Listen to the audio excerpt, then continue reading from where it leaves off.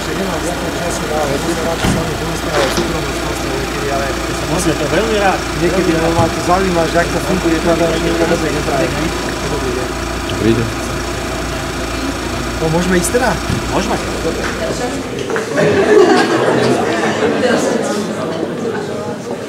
Tak, sme sa konečne dočkali, vážené kolegyne, kolegovia, milí študenti. Dovoľte, aby som privítal pána docenta Fica na našej pôde súkromnej strednej odbornej školy podnikania. Ja som veľmi rád, že si pri svojej pracovnej návšteve tohto nášho mesta Senica našiel čas, aby prišiel medzi nás a povedal nám niečo na aktuálne témy, ale hlavne na tému ústava a ľudské práva. Ale ja pevne verím, že potom v závere si nájde čas, aby zodpovedal aj na naše otázky, ale on vám už bližšie k tomu povie, aký je jeho program. Takže nech sa páči. Ďakujem pekne.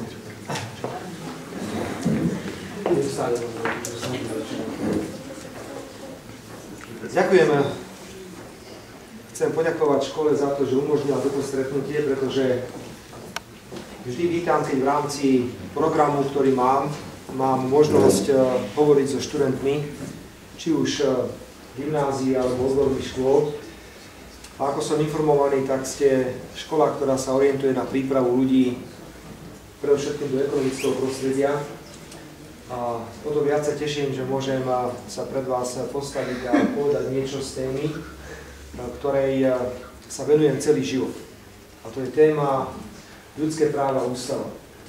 Nebudem vás zaťažovať s ničím, čo by ste považovali za poučky alebo definície, pretože z môjho praktického života od roku 1986, kedy som nastúpil do zamestnania, mám obrovské množstvo živých príkladov a na týchto príkladoch chcem ilustrovať môj pohľad na fungovanie ľudských práv na Slovensku. Začal by som jedným príkladom, ktorý hovorí o slobode prejavu a hovorí o možno práve na súkromie mladých ľudí. Ide o prípad z jednej strednej zdravotnej školy zo Slovenska, ktorý je vo svojej podstate veľmi zaujímavý a ktorý čosi naznačuje a k tomu sa postupne dostane. Čo rozumieme pod slobodou prejavu, keď ju definujeme v Ústave Slovenskej republiky? Tam je napísané, že každý má právo slobodne, bez obmedzenia, vyslovovať svoje vlastné názory. Aby som to trošku prehnal a dostal do praktickej pole, tak poviem, že ktokoľvek z vás, keď chce realizovať slobodu prejavu, má viaceré možnosti. Napríklad, môžete v Senici si zorganizovať nejaký rečnícky pultík na námestí a môžete kľudne vyslovovať svoje názory. Môžete hovoriť o atomovej energii, môžete hovoriť o politike, môžete prakticky hovoriť o čomkoľvek. Taká je vaša sloboda prejavu. Môžete dokonca vydávať noviny. Na to nepotrebujete žiadne povolenie. Iba sa pošle na ministerstvo vnútra oznámenie, tam dostanete registračné číslo a pokiaľ máte peniaze a reklamu, ktorá vám zabezpečí vydávanie novín, môžete vydávať noviny a publikovať v týchto novinách svoje názory. Môžete lepiť billboardy. Áno, máte billboardovú plochu, ktorú si prenajmete a môžete na tieto billboardové plochy dávať svoje názory. Pamätám si, niektoré kampane sú veľmi kontroverzné. Raz bola kampaň proti umelému prerušeniu tehotenstva, kde boli zverejnené na billboardoch veľmi senzitívne, citlivé fotografie plodu, potom ako došlo k samotnému zákroku. Čiže sloboda prejavu, ak ju zoberieme podľa ústavy, je veľmi silné právo. A pokiaľ hovoríte pravdu alebo svoje vlastné názory, pokiaľ neobvinujete niekoho z čoho si, čo nie je pravda, tak prakticky môžete hovoriť, čo chcete. Avšak aj sloboda prejavu môže niekedy naraziť na nejaké iné právo, ktoré je silnejšie ako sloboda prejavu. A to je taký prvý záver, ktorý by som chcel pred vami urobiť, je, že nikdy ľudské práva nefungujú individuálne tak, že toto je iba moje právo, žiadne iné právo neexistuje a nemôžete nikomu tým, že svoje ľudské právo realizujete, ubližiť. Váš názor, či ste proti zrušeniu poslaneckej imunity? Áno alebo nie?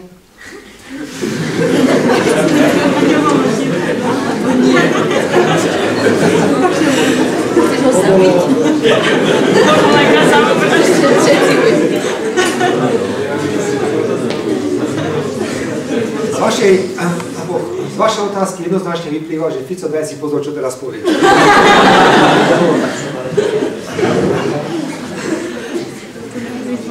Poprosím vás o naozaj minútu na odpoveď, lebo to sa nedá povedať áno, nie.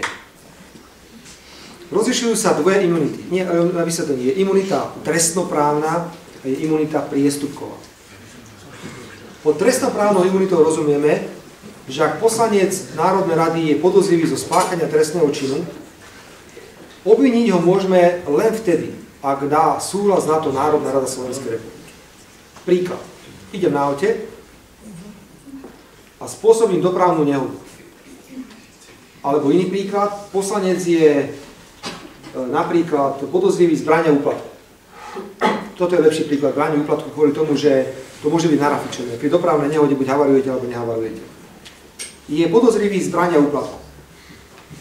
Nemôže začať polícia ani nikto trestné stíhanie dovtedy, pokiaľ neprídu so žiadosťou do parlamentu a nepožiadajú parlament o zbavenie imunity alebo možnosť začatia trestného stíhania. Parlament nerozhoduje o vine alebo nevine. Parlament skúma, či za tým niečo môže byť alebo nemôže byť, lebo predstavme si, že by išlo opozičného politika, ktorý je podozrivý z brania úplatku a bude sa skúmať, že nie je tam nejaká hra tej druhej strany proti nemu, nemali by sme ho trošku chrániť. Parlament rozhodne hlasovanie a buď vydá takéhoto poslanca na stíhanie, alebo nevydá. Ale pozor, keď parlament aj povie, že ho nevydáva na trestné stíhanie, okamžite, ako mu skončí mandát poslanecký, že končí, začína trestné stíhanie. Trestnoprávna imunita, prosím, je nie na to, aby sme chránili poslancov pred trestnými činmi. Trestnoprávna imunita je na to, aby sme vytvárali politikový priestor na normálnu činnosť, aby druhá strana, ktorá má k dispozícii políciu, prokuratúru a všetko, to nemohla zneužívať a tlačiť na toho politika a likvidovať ho takto. O tomto je trestnoprávna imunita, ktorá je všade. Je všade, v tejto podobe dokonca my máme veľmi prísne upravenú v tom, že ako náhle skončí mandát poslanca, tak stráca akékoľvek výhody a môže byť okamžite trestné stíhanie. Niekedy v minulosti to bolo tak, že ak Národná rada nedala súhlas na trestné stíhanie, tak na večné veky, na celý život už ho nikto nemohol nikdy stíhať. Toto bolo zmenené. Teraz priestupková imunita. Priestupková imunita bola zrušená a zahlasoval za to celý parlament, za zrušenie priestupkovej imunity. Spočíva v tom, že keď ide verejný činiteľ na aute a prekročí rýchlosť, policajt mu nemohol dať pokutu priamo na mieste, musel to nahlásiť do parlamentu a parlament to riešil interne.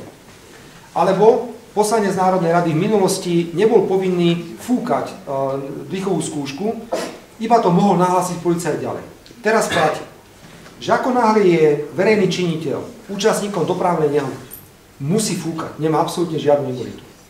Zrušili sme úplne imunitu, pokiaľ ide o priestupky, čiže dnes, keď zastaví policajt poslanca za rýchlosť, alebo sudcov, lebo nehovoríme iba o poslancoch, hovoríme aj o sudcoch a prokurátoroch a ďalších, tak mu automaticky dá takú istú pokutu, ako dá aj vám. Len je tu jeden problém. A ten problém spočíva v tom, zase politicky nejaký iný. Predstavte si, že bol by som minister vnútra. Toto nie je, ja teraz nehovorím o nejakých politických veciach, hovorím politologicky, preto si môžem dovoliť na vašu otázku odpovedať. Budem minister vnútra. A budem mať nejakého opozičného protivníka v opozícii, ktorý mi bude robiť od rána do večera zle. Od rána do večera mi bude robiť zle. Klasický príklad, opozičné súboje s vládou sú veľmi typické pre politický systém. Čo urobím? Poviem policajtom mojim, lebo som minister vnútra, počúvajte, tohto človeka musíte dostať, keby čokoľvek na svete bolo. Budú ho sledovať každý jeden priestupok, nielen, že mu dajú veľkú pokutu, ale rovno zavolajú televíziu. A v televízii bude, že poslanec ten a ten išiel 90, tam, kde bola 60-ka, to predsa o vás nikto nedá v televízii, vám dá policajt pokutu a tým ste skončili. Nikto vás nebude dávať v televízii, že ste išli o pár kilometrov rýchlejšie. Veď každý, kto má auto, sa dostane raz za čas do situácie, že spácha nejaký dopravný priestupok, to nie je nič závažné. Môže sa stať, že po zrušení tejto priestupkovej imunity môže nastať tlak, že začne niekto, kto má moc to zneužívať na diskreditáciu iného politika.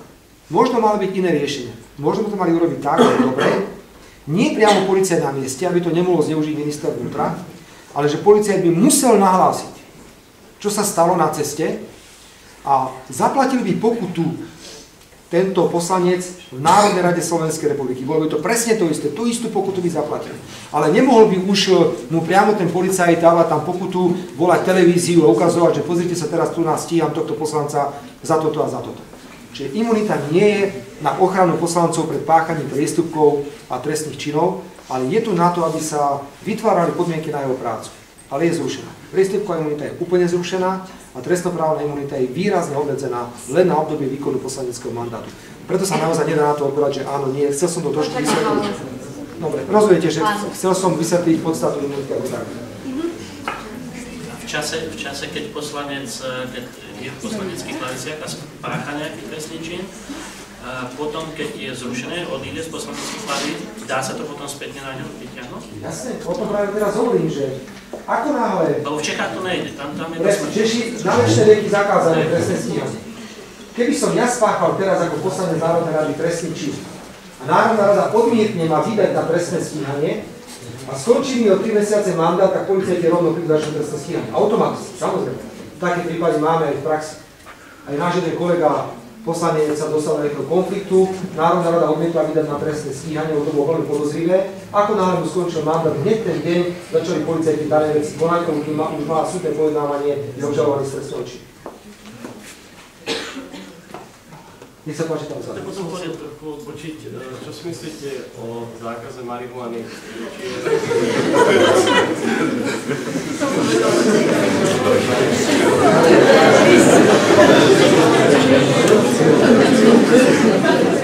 Na vašu otázku odpoviem asi tak.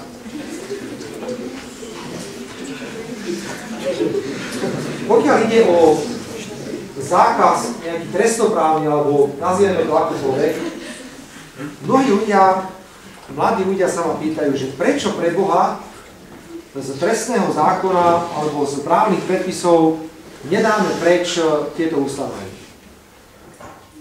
Neblázite, aj tak búrite všetci. Chcete mi niekto povedať, to fajčíte marihuanu, že keď si zapalujete jointa, že sa trasete od strachu, že vás chytí dneska polícia zoberie do väzenia. O tomto to vôbec nie je. Myslím si, že viesť diskusiu na tému, že poďme teraz za každú cenu zrušiť v trestnom zákone ustanovenia o zákaze marihuany, sú cestou k tomu, ako prinútiť, alebo dovoliť, alebo urobiť nejaký poriadok s tým.